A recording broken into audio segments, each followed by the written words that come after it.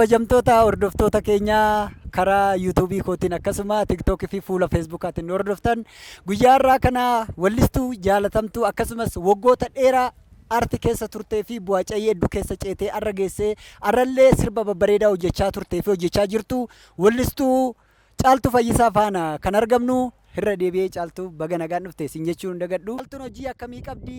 Hojii akkamii weellisaa turte? Waan jedhu ishumarraa kan dhageenyu ta'a. Caaltuurraa waan dhageessan qabdanii sagantaa keenya haga dhumaatti nu daawwadhaa, nu hordofaa isiniin jenna. Mee Caaltuun hojiiwwan kee jalqabarraa haga ammaatti hojjette mata duree isaanii nu kaastaa? Sanaan booda hordoftoota keenyaaf ifa godhaa deemna jechuudha. Hojiin hanga ammaatti hojjedhe hojii sadii kilippiidhaan hojjetame kan calqabame illee jiru hin jira. Kilippiidhaan isa duraan uummata wal barsiise mata dureen isaa biyya seenaa jedhama. Biyya seenaa jedha. Sirba aadaa waa'ee biyyaa faarsu. Inni lammataa immoo sirba jaalalaati, sirba aadaa shawaati, damma dammilee jedha. Kilippiidhaan jira. Inni sadaffaa immoo wadaajii jedha. Aadaa naannoo Sandaafaa kana sirriitti ibsa. Sirna wadaajii yeroo ayyaanaa keessatti aadaa uummanni qabu qabaa jechaadha of keessa. Hayyee egaa akka amma sirraa hubannetti kanaan dura sirboota sadii hojjettee jirta kilippiidhaanii.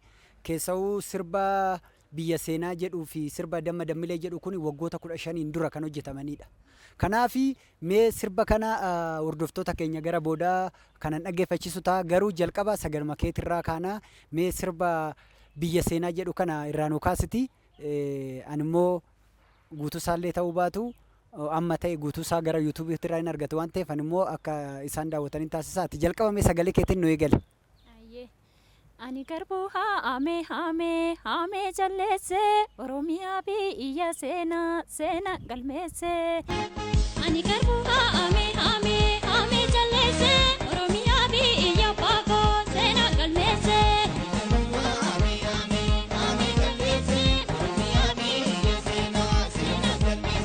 Ani garbuu haamee haamee haamee jalleessee Oromiyaa biyya baakoo seenaa galmeessee.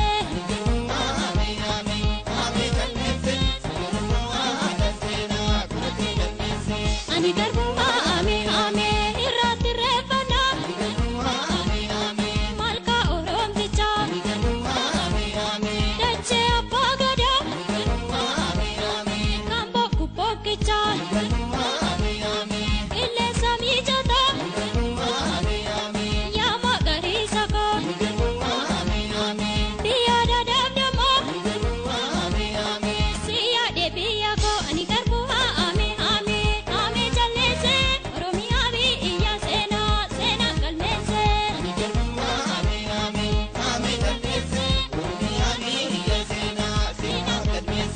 Hayyee sirba Caaltuu Fayyisaa biyya seenaa jedhu isheen nu eegaltee ani immoo kinoo isin daawwachiisee jira. Guutuusaallee ta'uu baatu isin immoo seenatii daawwadhaa. Sirbi kun waggoota 15 dura hojjetame.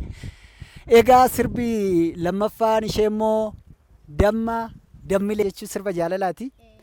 Akkami jaalala si qabeeti moo? Ay jaalalli na qabee osoo hin taane yoo aaduma hawaasa keessa jiru aaduma uummataati taatuma uummataati hojjetame malee ana jaalalli na qabee miti. Jaalala si qabee miti.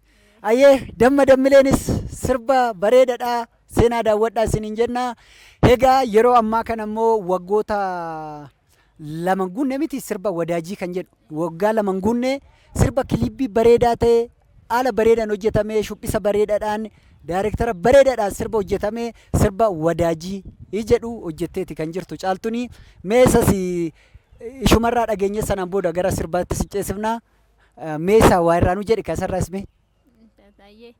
Ashaashara gannaa kotta ashaashara gannaa guyyaa gaafa qaamee koo wadaajii dhungannaa. Ashaashara gannaa kotta ashaashara gannaa guyyaa gaafa yaanaa kottu waliin taphannaa. Ashaashara gannaa kotta ashaashara gannaa guyyaa gaafa yaanaa kottu waliin taphannaa. Ashaashara gannaa kotta ashaashara gannaa guyyaa gaafa qaamee koo wadaajii dhungannaa. Ashaashara gannaa shashara ganna guyyaa gaafa qaamee koo wadaajii dhungannaa. Shashara ganna jidda biyyaa fardeeni. Shashara ganna farda kee leenjisii.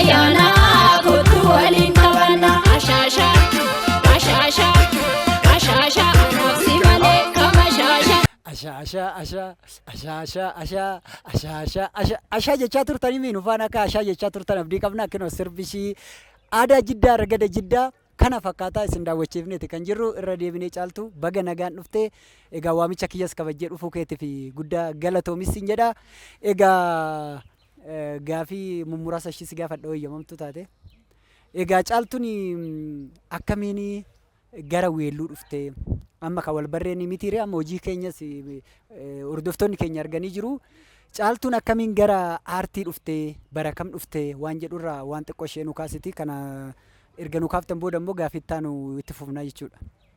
Galatoomii ani karaa aartii kanan dhufe anuun beeku daa'ummaa kootiniin na weellisaa nan taphadhaa tarii naannoo kana dafee hin deeme daa'ummaa kiyyaan hin deeme iddoon ani itti guddadhe markaatoodha Finfinneedha.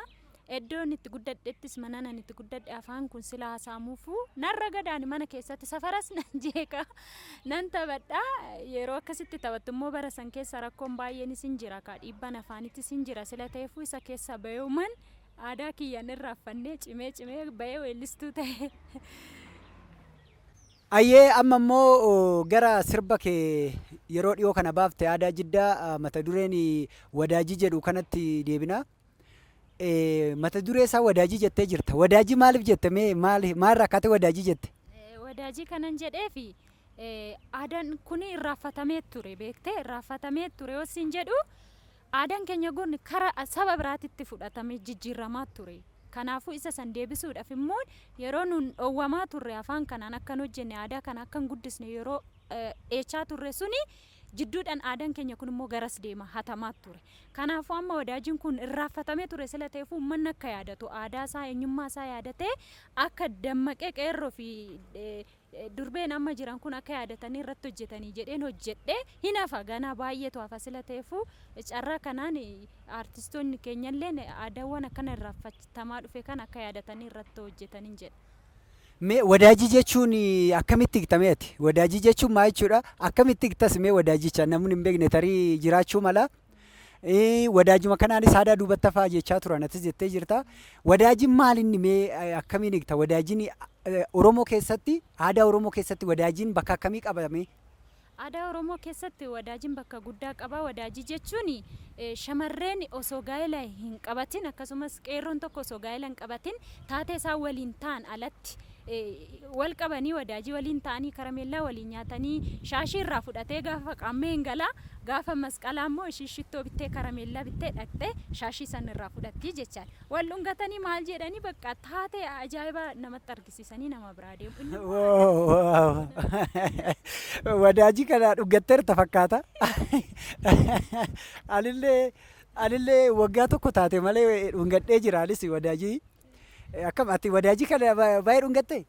Ani wadaajiin dhunganne akkuma siin jedhe ani naannoo kanatti hin guddanne dhaloota kiyyatu asii yeroo ayyaana nan dhufani maatii biraa sister obbolaan kiyyaa hin jirani obbolaan shamarree baay'een qaba gurguddoowwani shaashii fi karameellaa shaashii asitti needhanii karameellaas keessa na godhanani xinnoo ishiiti isaan achi deemanii wal dhungatanii yoo ishiin dhungachuu didde wadaajii ishii sun dhufee shaashiin sinarraa hiikaa yoo shaashiin hiike karameellaan hin dhangalaa bakka na keessaa baa guurratee deema isa kana baay'een nan yaadadha bakka nirraaffadhu nan arge jechuudhaaf malee dhunganne. Caaltuun mudannoo qabdi aartii kana keessatti waasi mudate karaa gaaris ta'uu danda'a karaa badaanis ta'uu danda'a wanni akka ati mudannootitti kaastu yoo jiraate carraa sii kenna. Galatoomi waggoota kana keessatti mudannoo baay'eetu jira baay'ee isaa keessaa isa tokko ana hin irraanfanne tokkotu jira. Sirba lammataa kana hojjedhee shanan gadaan hojjedha yeroo sanii hiriyaatti weellistuu giiftii daadii wajjiniin itiivituu deemne ka piyaasaa mana qopheessaa itiivituu jedhama yeroo san tiivituu kiliipii geechuu deemne nuun achitti galmeessinee miidiyaan akka nu dabarsu yeroo achi deemnu barri irra geenyu nuun afaan Oromoo taasofna akkuma siin jedhe ani afaan Oromoo kana taajjabbii baay'een qaba Finfinnee silam waggootii dheeraa silan tureefu afaan Oromoo kana waasofnu ijji itti ilaalamaa turre taappeellaan nutti maxxanfamaa ture bakka yeroo sanitti hin jaalatamu baay'ee fudhatamu. Afaan Oromoo haasaa deemna akkuma nu ilaalanii nu dhorkan akka nuun hin galle nu dhorkinaani siluma afaan Oromoo haasofnuuf bakka hin gallaan jedheen giiftiidhaan qoo hin galluu ettee giiftiin itti deemtee yeroo ishiin dubbistu bakka galaa jedhan yeroo galuudha jennu waraqaayyummaa nu gaafatan. Giiftiin qabattee ani hin qabanne. Bakka hin galtan hindoom deemaa nuun jedhan. Deemaa innaan afaan Oromoo silaasofneef nu ariitanii nun immoo dirqamaan gallee wanta qabanne kana galmeessinee baanan jedheen. Yeroo sana ana giiftii irraa na baasanii wanta jiraa miti ree. Eenyummaa keetiin sabummaa keetiin wanti isaan sitti dudubbatan tokko hin jira. Tariyyoonnis dabree giiftiin seentee baatee kiyyallee na galmeechite yeroo dhuftu. Akkaataa ishiin jaarsummaa teechee ishiin ikkoo bakka sammuun ishii tuqamaadha. Maaliif bilisuma bahuudhaaf jecha intalatti sammuun ishii tuqamaadha. Micayyoon maraattu sila taatee fi dhiifama nu godha jettee yakka tokkollee yakkine wanti raawwanne hin jiru. Tarii maalumaaf han jedhu sun yeroo sun wanta akkasii na mudate yeroo yaadadhu aanlallee naquu qaba qabanni sun maaliif an Oromoo koo jaaladheen taane waaqatu na uume jedheen aareetti dudubbadhee ba'e yeroo san. Kana ni raafadhu.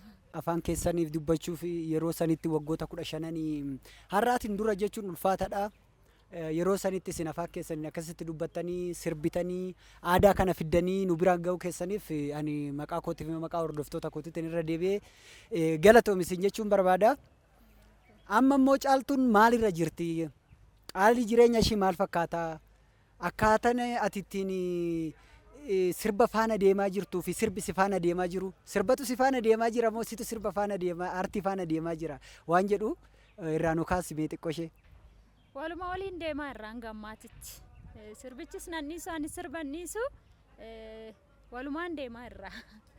Akkaataa itti jiraachaa jiru yoo amma dhiise waa hundaayyuu an dur qabsoon kunis na bubbutaa ture. Amma haadha ijoolleeti.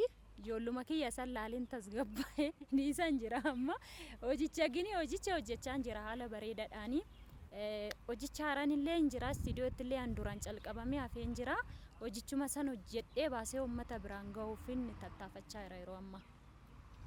Hayyee galatoomii ijoollee dargaggeessa lama akka qabdullee qophan qaba. Aartii kana immoo ijoollee faana ta'anii daa'ima guddisaa aartii kana yeroo ammaa kana yeroo itti haalli hundi qaalee kanatti in ulfaata. Mee uummata irraa maal eegda yookiin namoota aartii jaalatan waan jettu jira waan irraa eegdu yookiin erga ati dabarfattura? Galatoomi gaafii bareedaadha. Manuma kiyyaa yoon ka'e ijoollee guddisanii ijoollee guddisaa hojii aartii hojjechuun baay'ee ulfaataadha. Keessaa dubartii ta'anii hojii aartii kana amma kana waggootiin dheeraa keessa turuun aarsaa kaffaluudha. Ani akka kootitti mudannoo baay'ee si mudata shamarran yeroo taatu chaalenjii baay'eetu jira. Naayit kilabii irraa qabee dhiibbaan maatii hin jira baandii irraa qabee waa baay'eetu jira as ga'uun anaaf carraa guddaadha. Maatiin kiyya qeerroo laman qabaa Wabii fi Daani'el jedhamu baay'een isaan jaaladha. Isaanillee baay'ee na jaalatanii ammallee waaqayyo naaf haa guddisu. Karaa ummataatiin immoo wanta jedhuun ummata keenyan ummanni keenya beekaadha sabboonadha aadaa ofii hin jaalata ittiin boona hin kabaja aadaa ofii. Kanaafuu immoo aadaa Oromoo kana waggootiin dheeraa hojicha istiidiyootti hafeetu jira. Hojicha osoon ani hojjedhee hin xumuriin calqabaa dhiisaa rakkoo faayinaansiitiin wal qabatee hojicha istiidiyootti yeroo dheeraa taa'ee jira sila ta'eefuu warreen aadaa Oromoo jaalatan warreen shamarreen jajjabeessan akka na dubbisan akka waliin taanee aadicha kana baasnee aadaa keenya calaqqisiisnee uummata keenya bal'aa biraan geenyu jedha. Galatoo. Egaa dhuma gubbaatti namni galateeffattu akkasumas immoo ergaan dhumarra dabarfattu yoo jiraate carraa sii kenna. Ani nama kana jedhee naman galateeffadhu lakkoofsanii kaayee fixu maaliif ani namoonni baay'een yeroon hidhametti illee namoonni baay'een akkaataatti mana hidhaadhaan baasuudha akkaataa itti guyyaa sun hanga darbutti kara biyyaa alaatillee deemee akkaataa guyyaan darbu namoonni naa taasisan Oromoota baay'eedha lakkaa'ee fixu karaa artistootaatis karaa maatiitiinis karaa uummata Oromootiinis namoota gurguddoo jira sila ta'eef uummanni Oromoo akkuma jirutti naafaa jiraatan isaanan jaaladha umurii dheeraa isaaniif haa kennu mana isaaniitti fayyaa naa ta'aniin jedha. Ayyee kabajamtoota hordoftoota keenya sagantaa keenya guyyaa irraatiif qopheeffanne kana fakkaata. Guyyaa irraa kana nu fuulduraan kameeraadhaan kan nu waraabaa jiru ogeessa kameeraa Humnee Naggasaa guddaa galateeffanna. Asumaan sagantaa kana irratti waamicha koo kabajee asitti kan argamte wallistuu Caaltuu Fayyisaa guddaa galatoomii ulfaadhu kabajamis siin jedha. Galatoomii biraatilleen guddaa galatoomii qeerroo magaalli keenya qabdu magaalli Sandaafaa qabdu keessaa mucaa jabaa mucaa aartii kana guddisuudhaaf tattaafachaa jirtu keessa ijoollee jiran keessa ati nam tokko sila taate fu atillee jabaadhu cimsii hojjedhu galatoomis hin jedha. Ayyee ulfaadhu galatoomii. Jirraa yaa magaalaa